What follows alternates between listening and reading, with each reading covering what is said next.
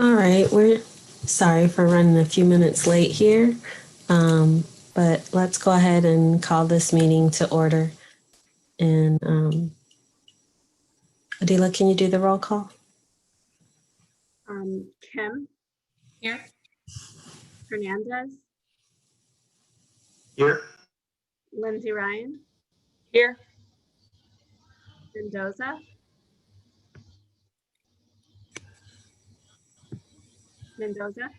Here. Cartha, Here. Halpern, Here. Tanya Budi, Here. Thank you. In compliance with the governor's orders, tonight's meeting will be held virtually. And Rebecca. Yes, I motion that we move, that we approve the agenda as presented. Second. Kim Yes. Hernandez, Yes. Lindsay Ryan, Yes. Mendoza, Yes. Cartha, Yes. Halpern, Yes. Tanya Budi, Yes. All right. So we'll move on to board and superintendent comments under district update. All right. Good evening, everyone. I would like to start out with a statement, a short statement, I should say. District 65, we ask that you continue to stand with us as we put our resources in place to provide a stronger educational experience and increase opportunities for access for Black and Brown families. We must not allow Mr. Blake's tragedy to fall on deaf ears. How many more lives must become a calamity before we make the change that's need to be made? Evanston Skokie School District 65 is locking arm in arm with the African American community in our pursuit for justice. We are all aware of the situation that happened last week with one of our former Everstonians, and we send our blessings to his family. I would also like to share quite a bit of information about what has been happening over the last couple of weeks.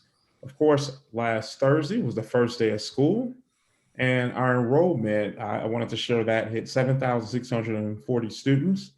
Kudos to our team that was leading that work and registration. I know that was a tedious task and quite a bit of work that had to be done. I want to thank them. I would also like to really send a special thanks to our tech and our hotline support centers. And they were up and running. They were live from when we opened till we closed. Families were reaching out consistently. Again, we want to be sure that we're better than we were in the spring, and not from a lower level, but very, very high level.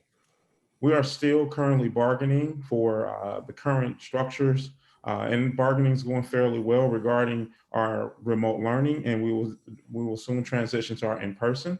Just want to make the recognition that we are still bargaining that now with our unions. Update on in-person. Here's what's important for us to know.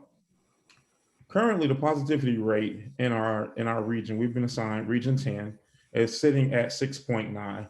It has trended positive for 7 to 8 days in a row, which is not a good sign for us.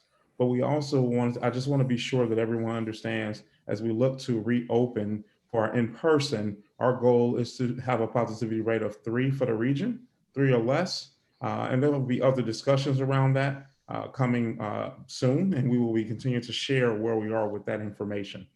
And also, I would like to recognize every member of our district that has taken their time to commit to our Let's Get It Right. We are really positive and looking into really opening up school. And so, led by our deans of culture and climate, the Let's Get It Right team recognized and are unique with admin, teachers, and paraprofessionals, as well as our custodians. We're looking at school supply distribution was a huge success. Teams have planned for distribution of PPE supplies. Teams have planned for bathroom procedures, lunchroom procedures, entry procedures, exit. Most of the furniture has been tagged in all of our buildings with 6-foot spacing in all learning spaces. Teachers have room access to building for in-learning. They can come into the building, sign in, and the principal will be there to make sure that that they're safe and checked for safety. Isolation space has been recognized in every single building. I had the opportunity to walk 2 campuses, and I could say I'm thoroughly impressed with what I'm seeing so far. Teams ordered signage to place inside buildings to ensure our compliance with CDC regulations, and that process has been tedious, but it is going very well. Tasks that are in progress that's coming. Taking action, photos of LGR walkthrough visits. We want to be sure that we are seeing our process so that we don't have 18 different expectations. The expectations are the same. We know that all the buildings are different, so there will be some slight changes and uniqueness. Communication planning for students walking to and from school will soon to come as we plan for our in-person launch. Staging for PPE plan distribution, planning for kindergarten meet and greet, planning for movement break schedule. That is important. And some more news regarding the current status of COVID-19. IDPH placed Cook County, including Skokie, at the COVID-19 warning level based on regional metrics established by the Illinois Department of Public Health. Suburban Cook County, including Skokie, have moved from blue to orange on a county level risk metrics map. What does that mean? An orange designation indicates warning signs of increased COVID-19 activity. We have to be safe. Let's practice good practice. Let's wear a mask. Let's be clean, and let's work to get these positivity rates down. I would also like to give one more time for community support, recognizing the setup for student hubs with Northwestern University, YMCA McGaw, YOU, and Books and Breakfast. It is very challenging to design, but we're working together.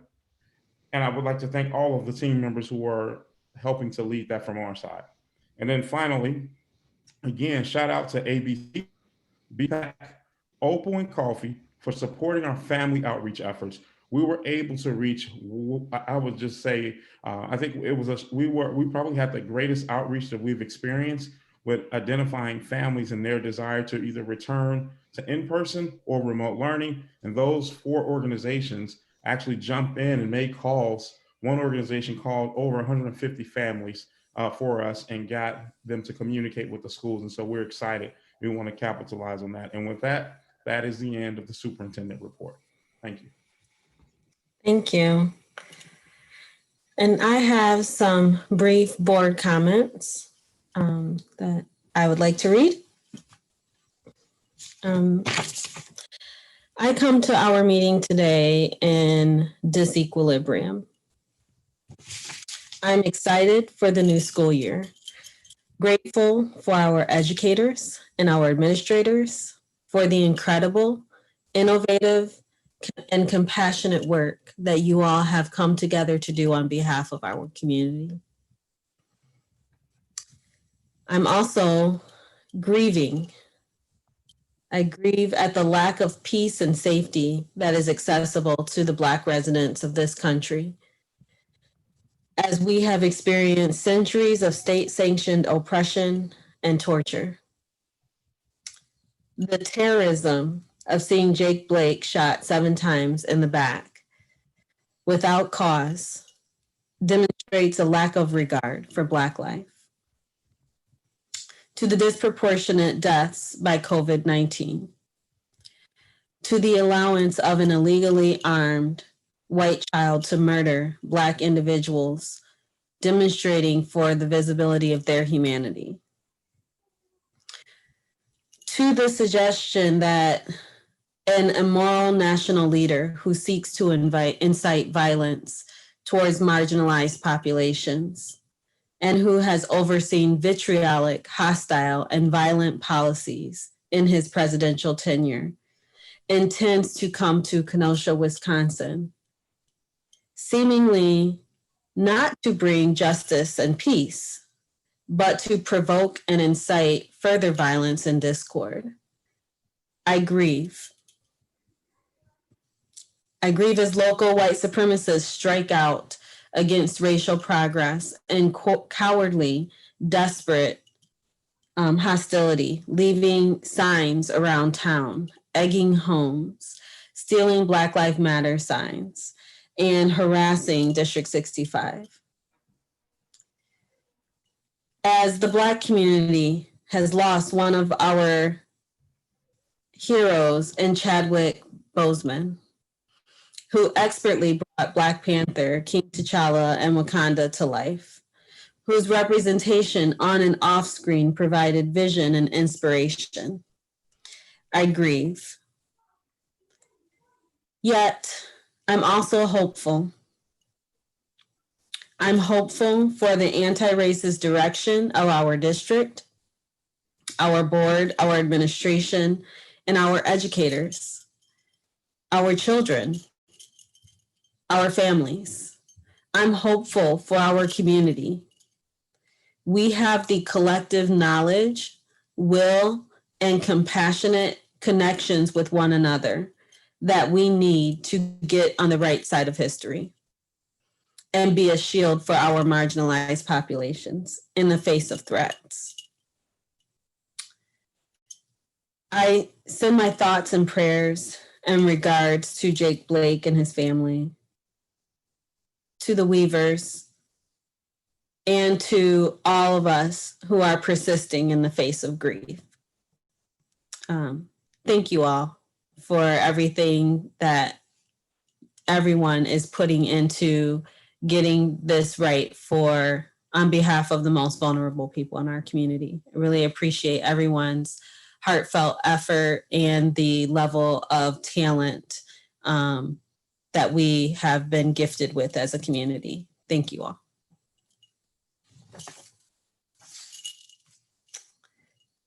Do we have any other board comments? Yes, Rebecca. You're muted. Yep, there we go. Thank you. So this weekend I had the great pleasure to meet a local treasure, Olivia Olson. She participated in a community outreach event for which she assembled and stayed to distribute over 70 kits to over 70 families. For her similar work, she has been awarded the Daily Point of Light Award. And I didn't know she was going to be at this event. And when I saw her, I immediately got awestruck. I invite you all to visit our District 65 website and learn a little bit more about this incredible young woman. It was a great honor to meet her.